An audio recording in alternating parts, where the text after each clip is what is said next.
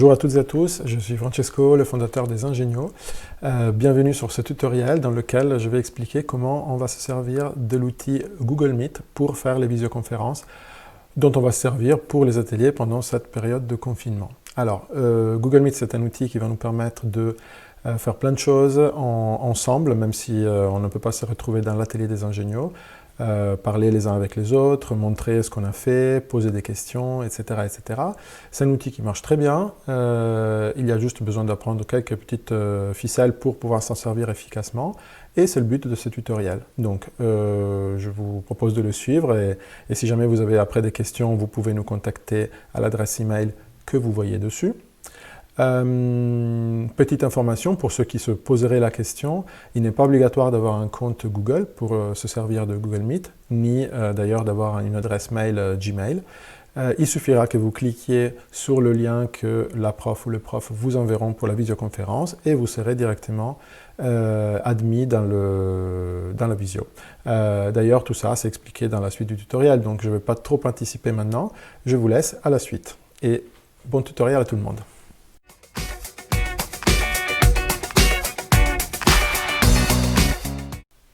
Alors, comment on fait pour se connecter à une visioconférence avec Google Meet, comme on le fera pendant les ateliers de ce confinement? Et bien, tout simplement, vous allez recevoir un lien qui a cette forme-là, qui vous permettra d'accéder à la visioconférence de votre atelier. Donc, on le publiera dans notre plateforme Edmodo. Soit vous prenez le lien comme ça, vous le copiez, donc copier et vous le collez dans votre navigateur, comme ça va marcher. Ou bien, la deuxième possibilité, c'est directement de cliquer sur la grosse icône qui se crée là, avec écrit visio de cet après-midi. Là, vous voyez que ça peut être cliqué, donc vous cliquez et vous atterrissez au même endroit. Donc voilà, une fois que vous avez cliqué sur le lien, vous allez vous retrouver sur une fenêtre comme ça, où normalement, si votre caméra est activée, vous allez pouvoir vous voir vous-même. Et surtout, vous pouvez indiquer votre nom. Donc moi, je vais écrire Francesco.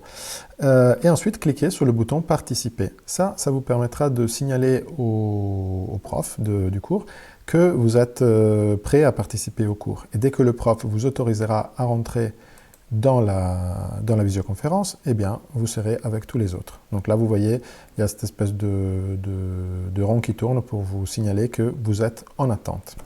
Et pour finir, une fois que le professeur vous aura autorisé à rentrer dans la visioconférence, eh bien, vous allez voir un écran où soit il y a un dessin, soit il y a l'image du professeur si sa caméra est activée. Et vous allez voir vous-même en haut à droite, ici, et les autres participants listés sur le côté.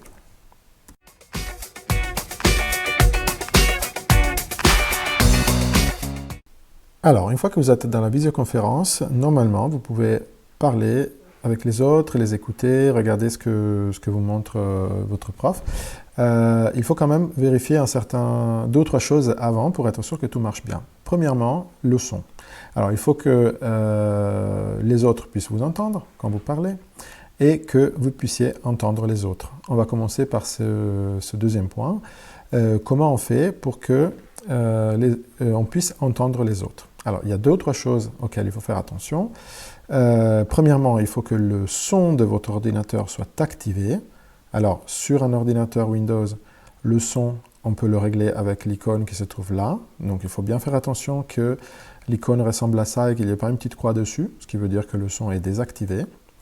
Et ensuite, si jamais ça n'était pas suffisant pour entendre les autres, il faut aller sur les trois petits points en bas ici, les paramètres, et ensuite regarder ici si les haut-parleurs correspondent bien à ce que vous êtes en train d'utiliser sur votre ordinateur. Donc si vous utilisez un casque par exemple, que ce soit le casque qui est sélectionné, moi dans mon cas je n'ai que le haut-parleur de l'ordinateur, donc il n'y a pas vraiment la possibilité de se tromper. Dans le doute, on peut toujours utiliser le bouton tester qui est là, qui normalement devrait faire un son qui marche, et ça vous permettra de comprendre notamment si jamais le son de votre ordinateur était désactivé. Ok. Ensuite, l'autre chose qui est importante, c'est que les autres puissent vous entendre. Donc pour faire ça, il faut déjà faire attention si votre microphone est coupé. Alors vous voyez ici, dans le bas, il y a une petite icône de microphone. Si vous cliquez dessus, vous désactivez le microphone, et d'ailleurs ça vous est indiqué ici en haut. Si vous recliquez dessus, vous allez activer le microphone. Donc ça, première chose à vérifier, c'est que cette icône-là ne soit pas rouge, parce que si elle est rouge, votre microphone est coupé. Ensuite, comme pour le haut-parleur, on peut aller dans plus d'options. Si jamais ce n'était pas suffisant, vous allez dans plus d'options, paramètres. Voilà, et là pareil, vous avez la possibilité de choisir parmi plusieurs microphones, si jamais vous en avez plusieurs. Donc dans mon cas, j'ai un microphone que j'utilise pour enregistrer le tuto et un microphone de l'ordinateur. Malheureusement, ils s'appellent de deux manières différentes. Donc pour être sûr que ça marche, je vais en choisir un, celui que j'ai là, et vérifier ici si la petite icône avec les trois traits verts est en train de pulser ou pas. Si elle pulse, ça veut dire que l'ordinateur reçoit bien le son de votre voix. Donc tout devrait bien marcher à partir du moment où ces trois lignes-là pulsent et que cette icône-là n'est pas en rouge. Et donc voilà, pour résumer, si vous n'entendez pas les autres, assurez-vous que le son de votre ordinateur est allumé, que vous avez bien choisi le bon périphérique, donc avec les paramètres, comme on avait vu tout à l'heure. En revanche, si les autres ne vous entendent pas, assurez-vous que vous n'avez pas désactivé votre microphone, et pareil, dans les paramètres, que les trois lignes pulsent. Voilà, normalement, ce n'est pas plus compliqué que ça. Bon, si jamais vous avez un souci, on verra tout à l'heure comment on peut l'indiquer au prof ou à la prof à travers le chat. Et pour finir, une règle de politesse et de bonne utilisation de la visioconférence, c'est que si on n'est pas en train de parler, on coupe son microphone.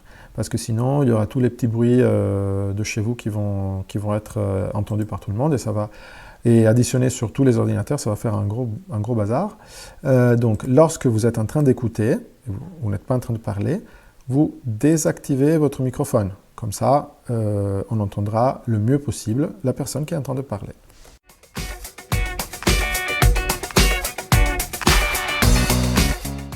Ok. Ensuite, on va apprendre aussi comment on fait pour partager son image lorsqu'on participe à une visioconférence, ou bien comment on peut décider d'arrêter de la partager. Parce que voilà, c'est un libre choix. Donc comment on fait? Là, vous voyez en haut à droite, on voit ma tête. Ça veut dire que dans cette visioconférence, mon image est partagée. Alors, je peux très bien la désactiver. C'est très facile avec Google Meet. Il y a un petit bouton caméra ici, un peu comme celui qui permet de couper le son. Et bien, simplement en cliquant sur ce bouton-là, votre image n'est plus partagée. Et d'ailleurs, vous voyez qu'ici, il n'y a plus mon image, mais il y a mon initial maintenant. Si j'ai envie de nouveau de montrer mon visage, et ben c'est simple, je vais cliquer à nouveau sur « Activer la caméra ». Certains navigateurs, comme celui que j'utilise moi, vous demandent de confirmer que vous autorisez la caméra. Donc là, vous pouvez le faire, « Autoriser ». Et puis, donc là, vous voyez, l'image est de nouveau partagée.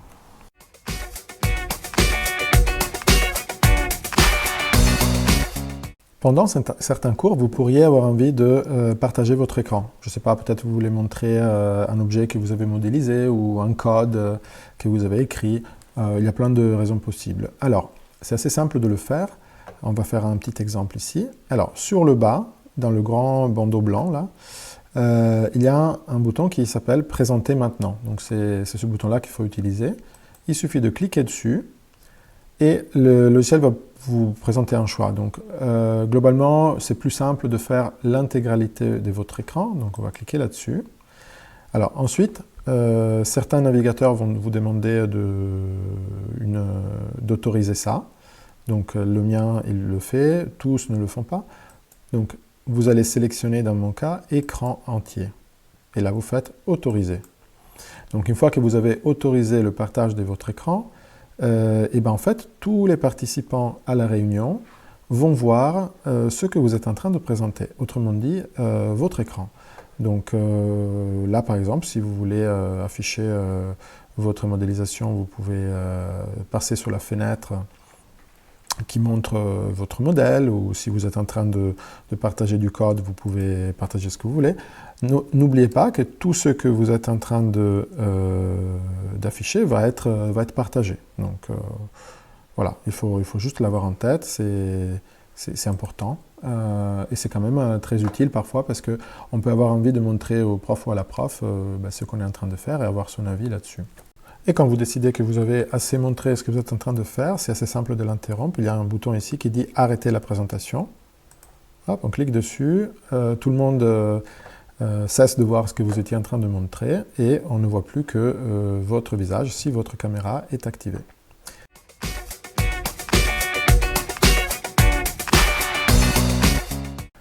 Ensuite, lorsque vous êtes en train d'écouter ce que les autres sont en train de dire, vous pourriez avoir besoin de regarder autre chose que l'écran de la visioconférence. Par exemple, si vous êtes en train de faire un programme avec un autre logiciel, vous n'avez pas forcément besoin de voir le visage des autres, mais vous avez plutôt besoin de voir votre logiciel de programmation, par exemple Scratch ou je ne sais quoi d'autre.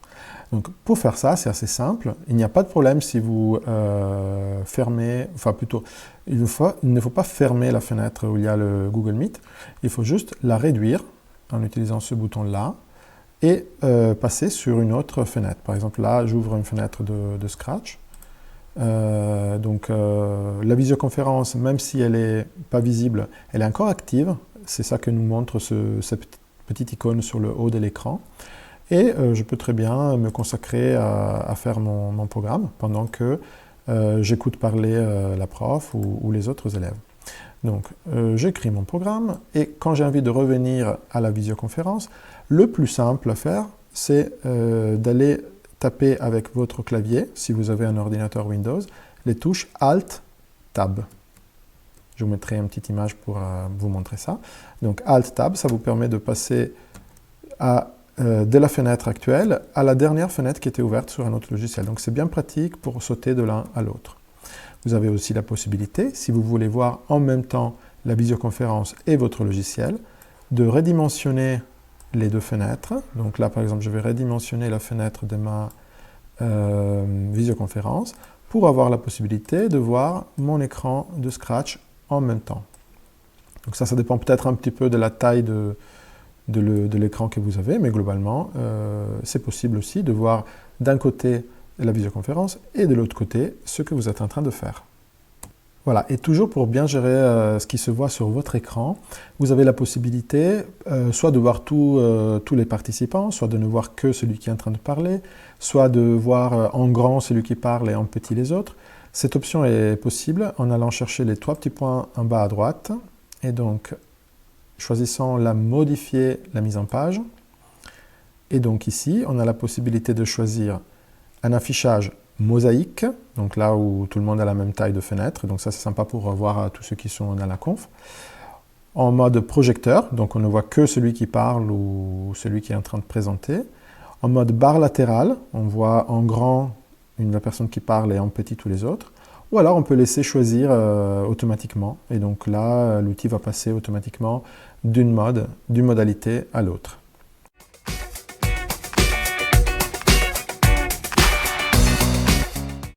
Voilà, on a presque fini. La dernière chose que je vais vous montrer, c'est cette partie-là de l'écran, où vous avez la possibilité de discuter par écrit, donc avec un chat. Ce qui se passe, c'est que c'est comme si c'était un mur où on écrit des messages.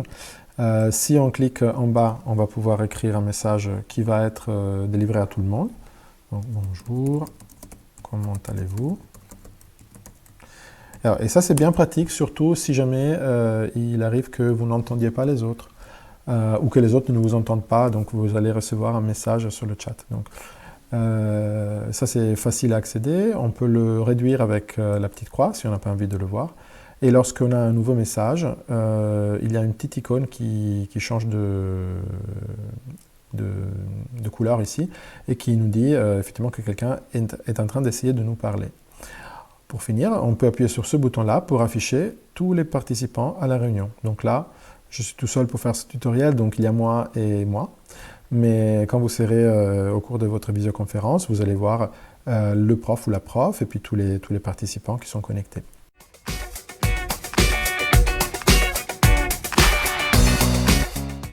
Ok, maintenant on a terminé. La dernière chose à expliquer, c'est comment on fait pour quitter la visioconférence à la fin de votre cours. C'est très simple, il y a même plusieurs manières de le faire. Vous pouvez soit utiliser le petit bouton avec le combiné rouge en bas, quitter l'appel, donc ça vous fait sortir immédiatement. Mais vous pouvez également fermer l'onglet du navigateur où votre visioconférence est en train d'avoir lieu, ou bien carrément fermer la fenêtre, comme ça.